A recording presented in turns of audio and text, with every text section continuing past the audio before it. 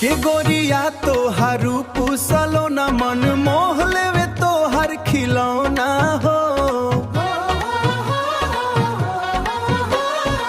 रुनुक झुनुक जब पायल बाजे सैया धीरे से आवा मन में प्रीत जागे तनी प्यार जतावा कमजोर बाजा कमर कमजोर बा राजा हाँ कमर कमजोर बाजा।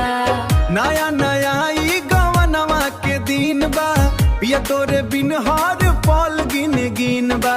चांदनी और मुखड़ा तोहार चमकेला देखी के जियारा हमार दम कैला। ए जी लाज लगे जब नयन मिले ले धड़कन में मीठा सा दर्द खिले तनी धीरे से मुस्कावा कमजोर बाजा कमर कमजोर बा राजा हाँ कमर कमजोर बाजा।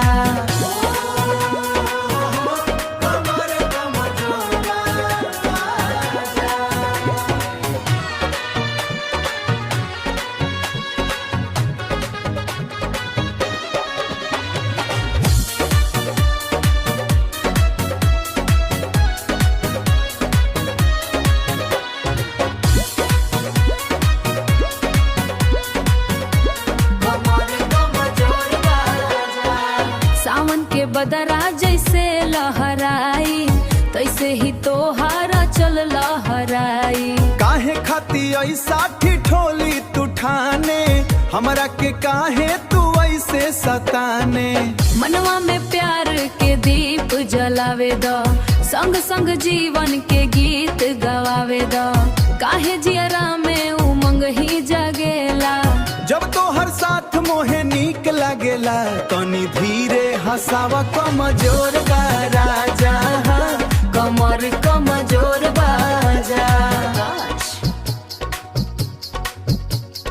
मान जानू हो अब ना सताई स्त्री हट छोड़ा राजा संग ही रहो तनी धीरे से हाँ धीरे से।